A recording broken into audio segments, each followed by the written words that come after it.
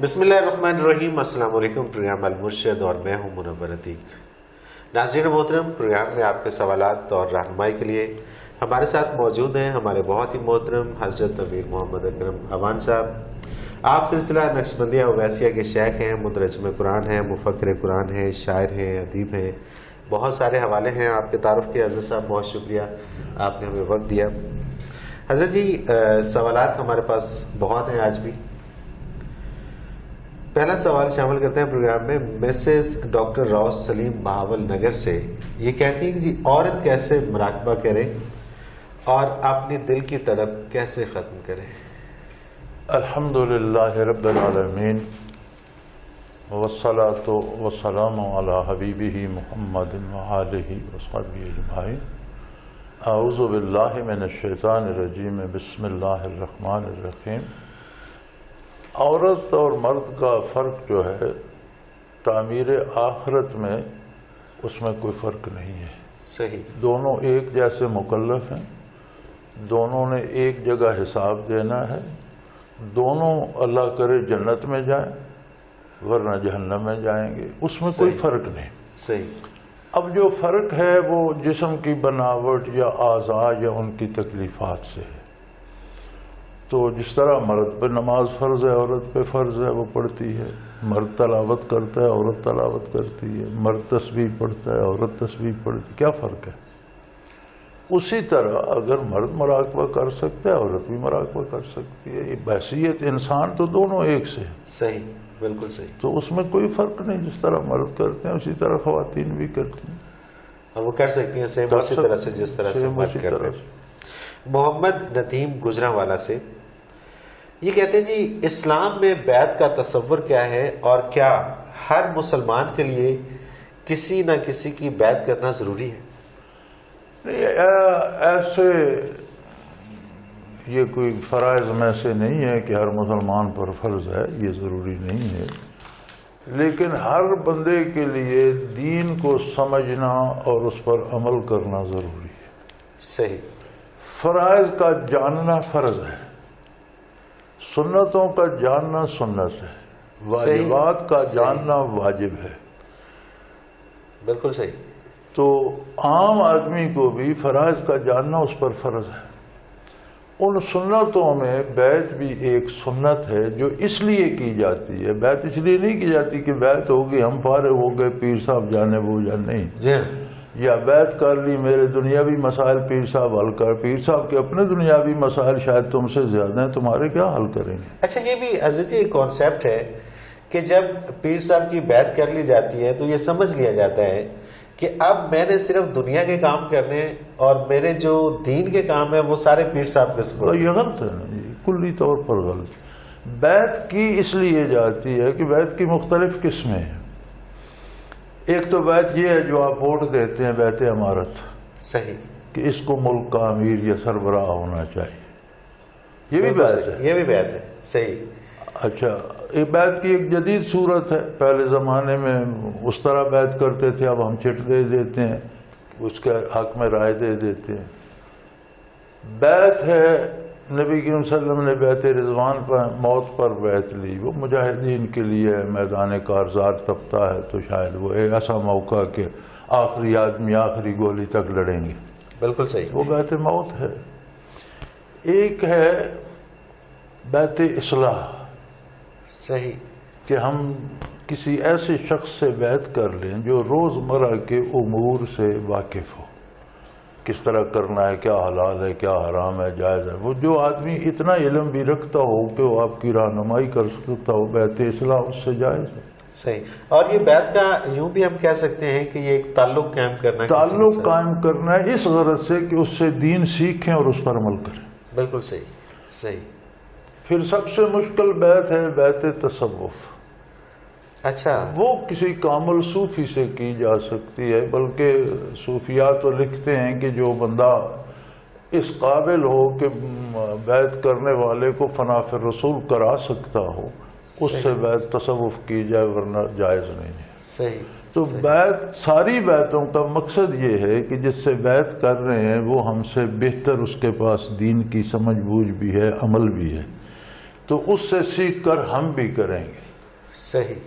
Doctor بلال ہیں اسلام آباد سے، انہوں نے ایک اپیل کی ہے. یہ کہتے ہیں حضرت صاحب سے اپیل ہے کہ وطن عزیز میں جاری بد امنی کے خاتمے، ملک کی ترقی کے لیے اور ان بحرانوں سے نکلنے کے لیے دعا فرمائیں. ہم تو بھی ہر وقت دعا کرتے ہیں، ہم بھی اسی ملک کے شہری ہیں اور ہمیں بھی اسی طرح ملک عزیز ہے جیسا ہر شہری کو عزیز ہے، اور اللہ پاک ہم سب کو ہدایت دے. آمین. اور یہ جو ایک شوق لوگوں میں پیدا ہو گیا حکمرانی کا، اس سے تھوڑا سا بندے کو اللہ کو صبر دے، اور جو جائز طریقہ ہے حصول حکمرانی کا وہ اپنائیں اور بنے حکمران. وہ اپنانے کی اللہ تعالیٰ انہیں توفیق دے. آمین جی. سہیل ظفر ہے نواب شاہ سے، یہ کہتے ہیں جی آج کے مسلمان اور کل کے مسلمان میں کیا فرق ہے؟ ان کی مراد سے یہ ہے کہ جو پہلے مسلمان گزر چکے ہیں ان میں اور آج جو مسلمان ہیں جدید دور میں. نبی صلی اللہ علیہ وآلہ وسلم پر یہ گزارش پیش کی گئی کہ یا رسول اللہ، امت کے پہلے لوگ اچھے ہیں یا بعد میں آنے والے اچھے ہوں گے؟ صحیح. تو حضور اکرم صلی اللہ علیہ وسلم نے فرمایا کہ میری امت کی مثال بارش کی ہے، جب تیز ہو کر برستی ہے، جل تھل کر دیتی ہے، تو پتہ نہیں چلتا کہ پہلے بہتر تھی یا بعد میں بہتر. سبحان اللہ. سبحان اللہ. قرآن کریم کا جو انداز ہے وہ فرماتا ہے کہ میرے مقرب بندوں میں سلۃ من الاولین و قلیل من الاخرین، پہلے لوگوں میں سے گروہ در گروہ لوگ میرے مقربین میں ہوں گے، آخری لوگوں میں تھوڑے ہوں گے. اچھا، یعنی کہ یہ فرق تو ہے نا؟ پھر فرق تو ہے لیکن ہوں گے ضرور، یہ نہیں کہ نہیں ہوں گے. بالکل صحیح. سلۃ من الاولین، بہت سے لوگ ہوں گے پہلے لوگوں میں سے، وہ قلیل من الاخرین، اعلیٰ ترین درجے میں. یہ اعلیٰ ترین درجے کی بات ہے. ٹھیک ہے. جو درجہ معتدل ہے اس سے نیچے اس میں فرماتا ہے سلۃ من الاولین و سلۃ من الاخرین. بالکل صحیح. پہلوں میں سے بھی بہت ہوں گے، پچھلوں میں سے بھی بہت ہوں گے. صحیح صحیح. تو آج اور کل کی بات نہیں، بات یقین اور عمل کی ہے. صحیح. کوئی پہلے تھا تو اس کا بھی یقین اور اس کا کردار ناپا جائے گا. یقین ایمان کو، ایمان یقین کا نام ہے، اعتبار کا نام. بالکل صحیح. اب کوئی بعد میں ہے تو اس کا بھی ایمان اور عمل ناپا جائے گا. ایک اور سوال ہے جی، انم احسان ہے لاہور سے. یہ کہتی ہیں حضرت جی بری عادات سے نجات حاصل کرنے کے لیے کوئی ایسا طریقہ بتائیں کہ جس پر عمل کر کے بری عادات سے نجات حاصل کر پاؤں. یہ طریقہ قرآن کریم نے بار بار دہرایا ہے، اور سورہ بقرہ کی شروع آیات میں، بنیادی آیات میں الف لام میم کے بعد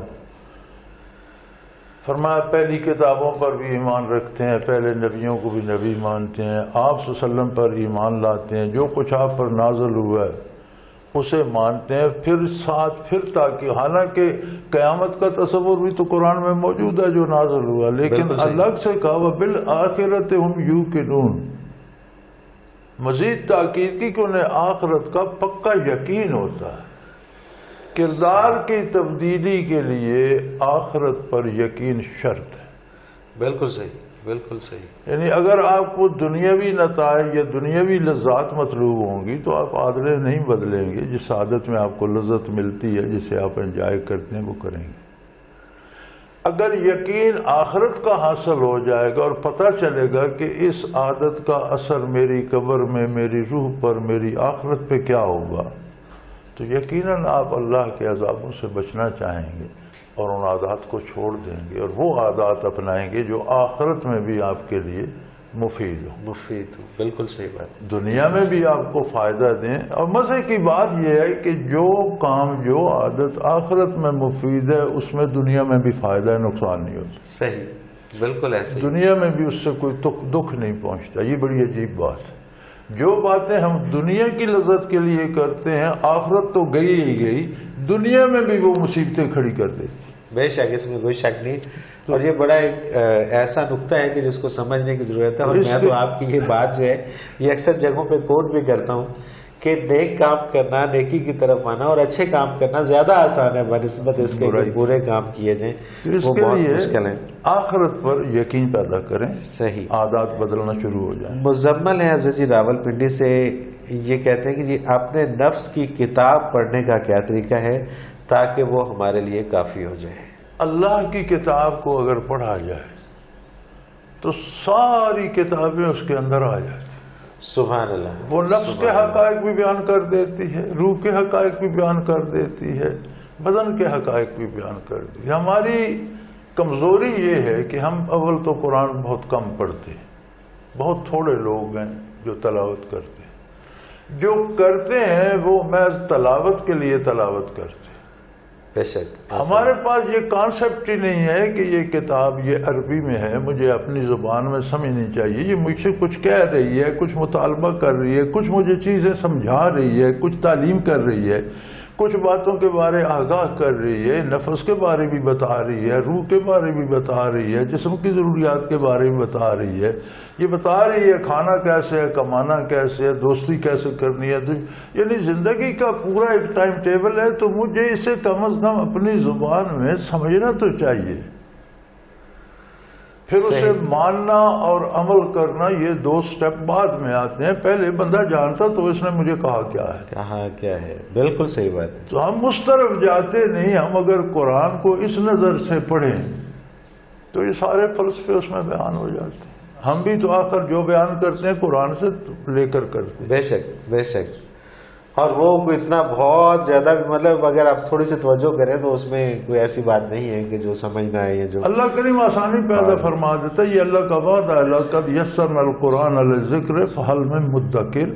ہم نے قرآن کو سمجھنے کے لیے سہل کر دیا ہے. کوئی جو سمجھنا چاہتا ہے. بے شک بے شک، اس میں کوئی شک نہیں. لیکن حضرت جی بات تو پھر وہی آتی ہے کہ وہ جس طرح آپ فرماتے ہیں کہ جو نیک لوگوں کی آیات ہیں ان کو ہم منسوب کر دیتے ہیں پہلے لوگوں کے ساتھ، اولیاء اکرام کے ساتھ، اور جو کافروں کی قرآن ہر بندے. قرآن عجیب کتاب ہے. اب کافر اللہ کے نزدیک مغضوب علیہ ہے، اللہ اس سے ناراض ہے، خفا ہے، بات اس سے بھی کرتا ہے. قرآن میں جگہ جگہ یا الکافرون، اے کافرو یہ بات سن لو، یہ سمجھ لو، یہاں تمہیں نقصان ہوگا، یہ تمہاری برائی ہے، اس میں تم تباہ ہو جاؤ گے. قرآن کافر کو بھی مخاطب کر کے بتاتا ہے کہ کیوں کفر میں جا رہے ہیں.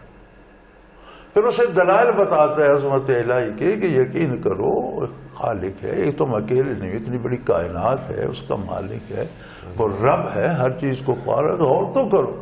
اگر کافر سے اتنی توجہ سے بات کرتا ہے تو مومن سے کتنے پیار سے کرتا ہو.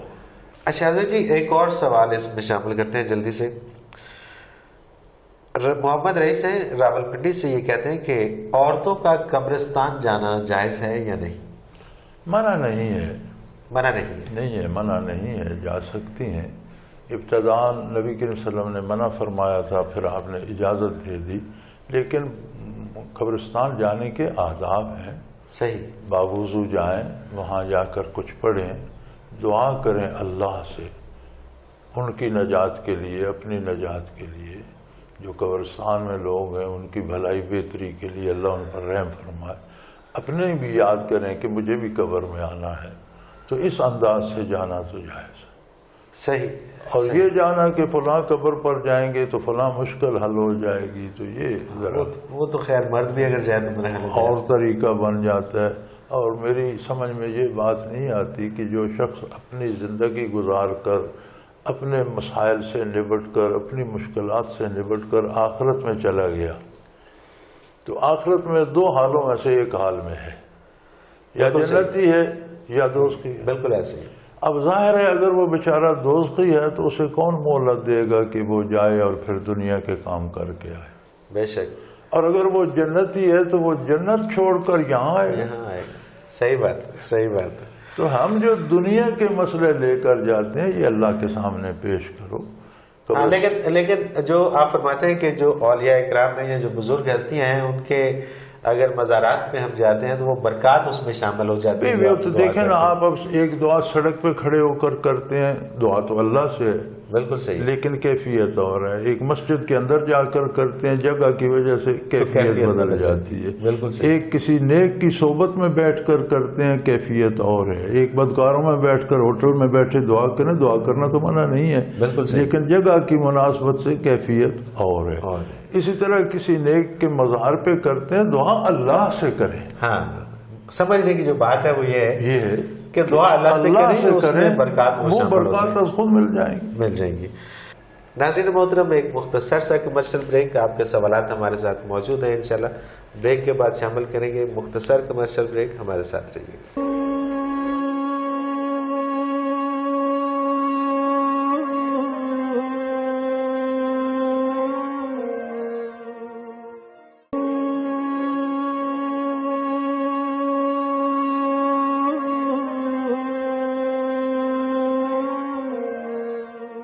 پروگرام میں ایک بار پھر خوش آمدید ناظرین. آپ کے سوالات ہیں اور رہنمائی کے لیے ہمارے ساتھ موجود ہیں ہمارے بہت ہی محترم جناب حضرت امیر محمد اکرم اوان صاحب.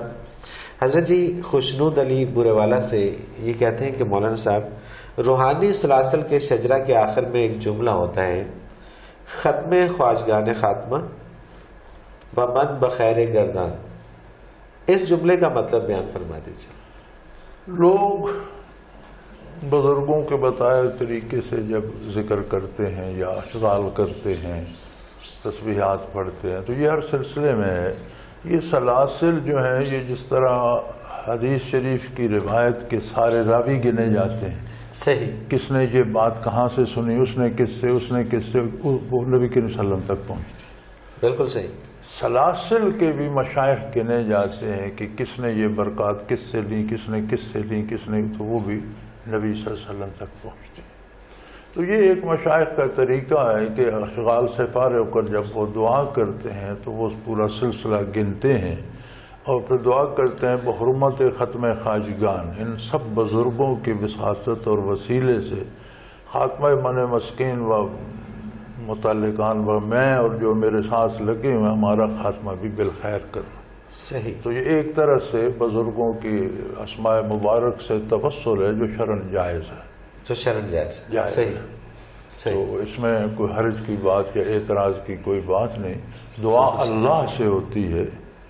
تو یہ صحابہ کرام سے ثابت ہے کہ قید سالی ہو گئی تو آپ حضرت عباس رضی اللہ عنہ حضرت فاروق اعظم لائے جو حضور کے چچا تھے، اور انہوں نے حضور کی وساطت سے دعا کی. تو بزرگوں کی وساطت سے یہ کہنا کہ یا اللہ فلاں تیرا بزرگ بندہ ہے، اس کے بدلے مجھے اس کی وساطت سے میں اس کی نسبت ہے مجھ پر رحم فرما. کسی نیک عمل کے بدلے آپ نے کہتے ہیں یا اللہ میں نے فلاں نیکی کی تھی، اس کے بدلے میری یہ مصیبت دور کر دے، تو یہ جائز ہے. یہ جائز. توسل، اسے توسل کہتے ہیں، وسیلہ اختیار کرنا. یہ واسطہ بھی واسطہ یہ جائز. ٹھیک ہے ناظرین، آپ بھی ہمیں اپنا سوال بھیج سکتے ہیں اور آپ اس پروگرام میں شامل ہو سکتے ہیں. اسکرین پہ ہمارا ایک نمبر بار بار ابھرتا ہے، آپ اسے نوٹ فرما لیجئے. آپ اس نمبر پہ ہمیں SMS کیجئے گا، آپ کا سوال بھی ہم اس پروگرام میں شامل کریں گے. نمبر نوٹ کر لیجئے 0333495521. اور اسی طرح سے آپ ہمیں ای میل بھی کر سکتے ہیں. ہمارا میل ایڈریس ہے almurshid313@hotmail.com. ہمیں آپ کے سوالوں کا انتظار رہے گا. حضرت جی اگلا سوال شامل کرتے ہیں. پروفیسر ماجد حسین اوان ہے گجرانوالا سے. یہ جو بات شاید ہم وقفے سے پہلے کر رہے تھے اسی حوالے سے ان کا سوال آ گیا. ایمان کے 3 درجے ہیں، علم الیقین، عین الیقین اور حق الیقین. علم الیقین تو ہو گیا نبی علیہ الصلوۃ والسلام کے فرمان پر کلی طور پر یقین. یہ وضاحت فرما دیجئے کہ عین الیقین اور حق الیقین میں کیا فرق ہے؟ علم الیقین تو ہو گیا. علم الیقین ایک درجہ ہوتا ہے، جیسے آپ وہاں دیکھتے ہیں کہ دھواں ہے. صحیح. اب آپ یقین کر لیتے ہیں کہ اگر دھواں ہے تو وہاں آگ ہوگی. بالکل صحیح. یہ ہے علم الیقین، یعنی کسی دلیل سے کسی چیز کا پتہ لگا لینا. جیسے پروفیسر صاحب نے لکھا ہے کہ حضور نے فرمایا ہمیں خبر ہوگی. صحیح. بالکل صحیح. اب یہ جاننے کے لیے، یقین کو پختہ کرنے کے لیے آپ وہاں جاتے ہیں جہاں سے دھواں اٹھ رہا ہے اور آگ کو آنکھوں سے دیکھتے ہیں. صحیح، بالکل صحیح. یہ ہو گیا عین الیقین. عین الیقین، یعنی بات سنی سنائی نہیں رہی، اپنی آنکھوں سے دیکھ لیا. بالکل خدا نخواستہ آپ جھلس جاتے ہیں یا آپ کا ہاتھ آگ میں آ جاتا ہے یا آپ کا پاؤں جل جاتا ہے، تو جو تجربہ ہوتا ہے اسے کہتے ہیں حق الیقین. بالکل صحیح صحیح. اب اسے یقین کا حق ادا ہو گیا، پورا یقین ہو گیا کہ یہ آگ ہے، یہ جلاتی ہے. اسلام نام صرف علم الیقین کا نہیں ہے. بالکل صحیح. اسلام نام ہے کہ آپ نے جو کچھ سنا کہ حضور نے فرمایا ہے اس پر تجربہ کر کے دیکھیں، آزما کے دیکھیں، تو کم از کم آپ کو عین الیقین تک لے جائے گا. بالکل صحیح. جو حضور نے فرمایا کہ یہ کام کرو، اس کا نتیجہ یہ ہوگا، جب وہ آپ کام کر کے دیکھیں گے وہ نتیجہ پائیں گے، تو یہ عین الیقین ہو گیا، آپ نے تجربہ کر. اگر کسی کو اس سے زیادہ بھی واردات نصیب ہوں گی، صحیح، ان کیفیات کو پا لے گا، تو اسے حق الیقین ہو جائے گا. جیسے موت کو بھی حق الیقین کہہ دیا گیا ہے، حتیٰ یاتیک الیقین، تاکہ تمہیں یقین جب موت تک، برزخ، آخرت، فرشتے سامنے آنے تک یہ کام کرتے رہو. بے شک. تو ایمان کے لیے چاہیے کہ بندہ حق الیقین تک پہنچے. اور پھر یہ جتنے بھی سوالات بیسیکلی ہمیں آتے ہیں کہ گناہوں سے نجات کیسے حاصل کی جا سکتی ہے، سکون کہاں سے ملتا ہے. امام غزالی رحمۃ اللہ تعالیٰ علیہ کے واقعات میں لکھتے ہیں، وہ تو عالم تھے بہت بڑے اور بہت مناظر اور بحثیں کرنے والے اور فلسفے کے ماہر اور علم الکلام کے ماہر، تو مناظرے کے ماہر. تو جب انہوں نے یہ حدیث پڑھی کہ وضو کرنے سے ہاتھوں کے گناہ جھڑتے ہیں، ہاتھ دھونے سے، منہ دھونے سے منہ کے گناہ جھڑتے ہیں، کلی کرنے سے زبان کے گناہ، تو انہوں نے کہا یار یہ گناہ جھڑتے ہمیں کیوں نظر نہیں آتے؟ صحیح. حضور نے جو فرمایا یہ سچ ہے، اس میں تو شبہ یہ بات کیا بات، ہمیں کیوں نظر نہیں آتے؟ تو کوئی کمی ہمیں میں ہے. سبحان اللہ. تب انہوں نے اللہ اللہ شروع کی اور مرشد اختیار کیا. پھر تب چھوڑا جب انہیں نظر آتے تھے کہ واقعی دیکھو ہاتھ دھونے سے ہاتھ کے گناہ گر رہے ہیں. سبحان اللہ. تو یہ ہے حق الیقین کے حصول کی کوشش. اور اس حد تک اگر آپ کو یقین ہو جائے تو پھر تو سارے مسئلے حل ہو جاتے ہیں. پھر دنیا میں یہ کہنا کہ جی میں گناہوں سے کیسے بچوں، یہ تو کوئی مسئلہ ہی نہیں ہے، تو بڑا آسان سا طریقہ ہے.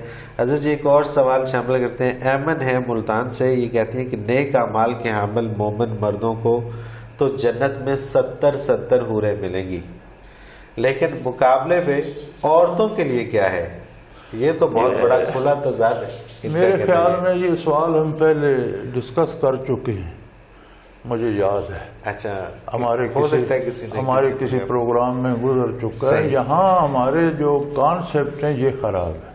صحیح. ہمارے کانسیپٹ ٹھیک نہیں ہے. جنت کی حوروں کا بہت بڑا مقام ہے، بہت عجیب حسن ہے ان کا. نبی صلی اللہ علیہ وسلم نے فرمایا کہ اگر ایک حور آسمان سے ہتھیلی سامنے کر دے تو سورج کی روشنی مات پڑ جائے. اچھا، سبحان اللہ. حسن کا ان کا یہ عالم ہے کہ آپ پنڈلی دیکھتے ہیں تو آپ کو اندر کی ہڈی اور ہڈی کے اندر گودا بھی نظر آتا ہے. صحیح. حسن و جمال بھی ان کا کمال کا ہے. لیکن ایک بات یاد رہے، حوریں نہ دنیا میں آئیں، نہ انہوں نے نبی صلی اللہ علیہ وسلم کا دامن تھاما، نہ انہوں نے مشکلات سہی، نہ مراتوں کو جاگی، نہ تہجد پڑھی، نہ نمازیں پڑھی، نہ محنت کی، نہ مجاہدہ کیا. جنت میں پیدا ہوئی وہیں رہتی ہیں. صحیح. وہ دی جائیں گی بطور خادمہ کے. 70 نہیں 70,000 دے دیں. صحیح. کسی کو اتنا بڑا محل ملے کہ اس میں 70,000 خادمائیں ہوں تو کیا ہے. سبحان اللہ. جس کے جتنے درجات بلند ہوں گے اس کو اتنا زیادہ. لیکن مقام جو ہوگا خاتون کا وہ حوروں سے کروڑوں درجہ افضل ہوگا. اچھا. عورت دنیا میں آئی، اس نے تکلیفیں سہیں، شیطان کا مقابلہ کیا، نفس کا مقابلہ کیا، اللہ کی اطاعت کی، عبادت کی اور جنت میں پہنچی. صحیح. جو مقام عورت کا جنت میں ہوگا حوریں اس کی بھی خادمائیں ہوں گی. صحیح. اچھا، عورتوں کی بھی خادمائیں ہوں گی، کنیزیں ہوں گی. سبحان اللہ، سبحان اللہ. تو دنیا میں بھی آپ دیکھتے ہیں کہ ایک اللہ نے ایک طریقہ بنایا ہے، کسی مرد کے پاس خاتون بھی ہے، اس کے پاس کنیزیں بھی ہیں، تو وہ کنیزیں دنیا میں بھی اس کے لیے حلال ہیں. صحیح. اس پر تو کوئی اعتراض نہیں کرتا. بالکل صحیح. کہ اس کی اپنی کنیزیں. صحیح. قرآن نے بھی کہا کہ کنیزیں حلال ہیں، بغیر نکاح کے حلال ہیں. کنیز ویسے ہی حلال ہے ایک بندے کے لیے جس کے پاس ہے. صحیح. تو جنت میں وہ حوریں بھی تو کنیزیں ہوں گی بھائی. بیویوں کو کیوں فکر ہے، ان کی بھی تو خادمائیں ہوں گی وہ. صحیح. اب ایک مرد کی 4 بیویاں ہیں، اس کے پاس 10 کنیزیں ہیں، تو ان کنیزوں سے خدمت تو وہ 4 بیویاں بھی لیتی ہیں کیونکہ وہ گھر میں خادمائیں ہیں. بالکل صحیح ہے.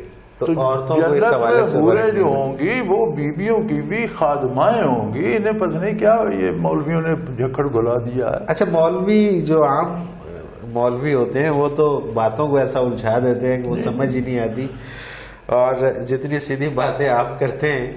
حوریں جنت کی مخلوق ہوں گی، وہ جنت میں پیدا ہوئی. آپ دیکھیں فرشتے نوری مخلوق ہیں، جہاں اللہ رکھتا ہے رہتے ہیں اور ساری عمر اطاعت کرتے ہیں. تصور نہیں ہے گناہ کرنے کا، یہ نافرمانی کا. لیکن وہ کہتے ہیں ما منا الا لہ مقام معلوم، ہم میں سے سب کی ایک جگہ مقرر ہے، اس سے آگے ترقی نہیں ہوتی. بالکل صحیح. کیوں؟ وہ دنیا میں نہیں آئے، مکلف نہیں ہے، نفس نہیں ہے، شیطان کا مقابلہ نہیں کیا، نبی کا اتباع نہیں کیا، ترقی کس بات کی؟ سبحان اللہ. حوریں بھی دنیا میں نہیں آئیں، کوئی دکھ نہیں اٹھایا، اسلام کو منتخب کر کے اختیار نہیں کیا، اس پر عمل نہیں کیا. جنت کی مخلوق ہے، بہت اچھی ہے، بہت خوبصورت ہیں، بہت حسین ہیں. اللہ نے ان کے حسن کی تعریف کی، پھر اور باقی کسر کیا رہ جاتی. لیکن جن کی خادمائیں ہوں گی ان کا حسن کیا ہوگا جنت میں. سبحان اللہ. سبحان اللہ. تو یہ مقام تو خواتین کو پانا چاہیے کہ حوریں ان کی خادم بھی ہیں، مردوں کی بھی خادم ہیں. ایک کو آدمی کو جنت میں ایک محل ملتا ہے، اس میں 70,000 خادمائیں ہیں. تو کیا فکر. اور یہ جو درجات ہیں حضرت جی، جو ایک مرد کے لیے ہے کہ جی وہ جتنے نیک اعمال کرے گا، وہ جتنا یہاں پر اس دنیا کے اندر جتنے اچھے اعمال کرے گا اس کو اس کے مطابق آخرت میں درجات ملیں گے. تو یہ خواتین کے لیے بھی ہے کہ جو خواتین جتنے اچھے کام کریں گی. دنیا میں نبی کے بعد، نبوت کے بعد سب سے اعلیٰ مقام صحابیت ہے. صحیح. ولایت میں کوئی ترقی کرتا کرتا کہیں پہنچ جائے، کتب بن جائے، غوث بن جائے، قیوم بن جائے، فرد بن جائے، قطب عبادت بن جائے، صحابی کی گرد پا کو نہیں پہنچتا. صحابیت اتنا بلند مقام. سبحان اللہ.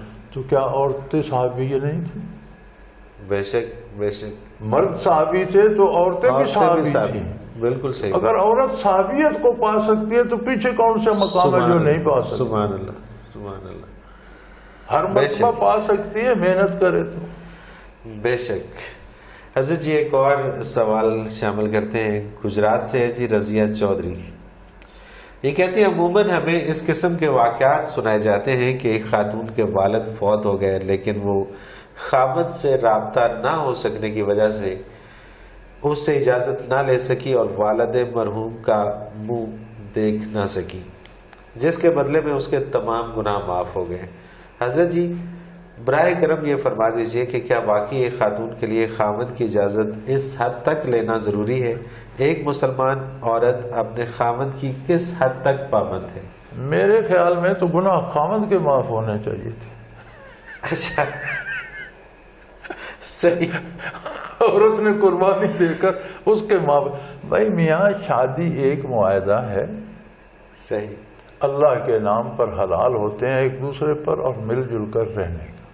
بالکل صحیح. آگے شادی نام ہے اعتماد کا. اب خاوند گھر پہ نہیں ہے، گھر میں بچے بھوکے بیٹھے ہیں، خاتون کو سبزی لانی ہے یا دال گھی لانا ہے، تو کیا وہ خاوند کو خط لکھے گی، فون کرے گی، اجازت لے گی تو جائے گی؟ ایک اعتماد ہے آپس میں. میاں کو اعتماد ہے کہ یہ کسی غلط کام کے لیے نہیں جائے گی، بیوی کو اعتماد ہے کہ میاں مجھے اس سے نہیں روکیں. کیا بات ہے. کام اس طرح چلتا ہے.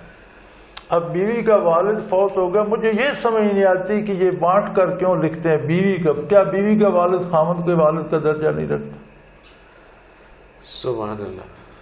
خاوند کا والد بیوی کے لیے والد کا درجہ نہیں رکھتا. بے شک. بیوی کی ماں خاوند کے لیے ماں کا درجہ رکھتی ہے. بے شک. بے شک. خاوند کی ماں بیوی کے لیے ماں. تو یہ آپس میں ماں باپ بانٹ کیوں لیتے ہیں؟ وجود ایک کر لیتے ہیں، رشتے ایک کیوں نہیں کرتے؟ سبحان اللہ. سبحان اللہ. بیوی کا باپ مر گیا، وہ خاوند کا بھی باپ ہے. خاوند کو بھی اعتماد ہونا چاہیے کہ میری بیوی کسی غلط کام کے لیے گھر سے نہیں نکلی، اور بیوی کو بھی اعتماد ہونا چاہیے کہ مجھ سے نہیں روکے گا. تو یہ تو شادی کو سمجھنے کی ضرورت ہے کہ شادی ہے کیا. اصل بات یہ ہے. اصل بات یہ ہے. اس کے بعد سارے مسئلے حل ہو جاتے ہیں. بھئی خاوند جہاں چاہے چلا جائے، بیوی قید ہے کہ وہ خاوند اجازت دے، کیا یہ کون سی تک ہے؟ بالکل صحیح. تو اس سوال سے پہلے یہ سمجھنا ضروری ہے کہ شادی کیا ہے اور اس کا مطلب کیا ہے اور اس کو نبھانے کے طریقے. یہ والدین کو بانٹا کیوں گیا ہے؟ تیرے والدین، میرے والدین، جب تو اور میں کوئی فرق نہیں رہا. بے شک بے شک. تو پھر تیرے میرے والدین، بیوی کے والدین خاوند کے بھی والدین ہیں، خاوند کے والدین بیوی کے بھی والدین. بالکل صحیح. تو اگر اس نظر سے دیکھیں تو گھروں کے بے شمار مسائل یہی مر جاتے ہیں، آٹومیٹکلی حل ہو جاتے ہیں آٹومیٹکلی، اور اس میں محبتیں بڑھتی ہیں نہ کہ وہ. اب ایک تصور ہم نے بنا لیا جی ساس سسر یہ تو دشمن ہوتے ہیں. کمال ہے یار، آپ نے بڑے قریب سے دشمن تلاش کر. یہ وہ غلط چیزیں ہیں اور وہ غلط روایات ہیں کہ جو چلتے آ رہے ہیں. حضرت جی وہی ہوتا ہے کہ پروگرام کا وقت اچانک ختم ہو جاتا ہے. ناظرین محترم، آج بھی ویسا ہی ہوا کہ ہمارے پاس سوالات تو آپ کے بہت ہیں، انشاءاللہ اگلے پروگرام میں شامل کریں. حضرت جی بہت شکریہ، آپ نے وقت دیا. ناظرین محترم، ہمارا آپ نمبر اسکرین پہ جو ابھر رہا ہے وہ نوٹ فرما لیجیے اور اپنے SMS کے ذریعے ہمیں سوالات بھیج دیجیے. نمبر نوٹ کر لیجیے 0333455021، اور اسی طرح سے ہمیں میل کر دیجیے ہمارے ای میل ایڈریس پہ almurshid313@hotmail.com. اس کے ساتھ ہی منور عتیق کو اجازت دیجیے. اگلے ہفتے انشاءاللہ پھر ملاقات ہوگی. اللہ حافظ.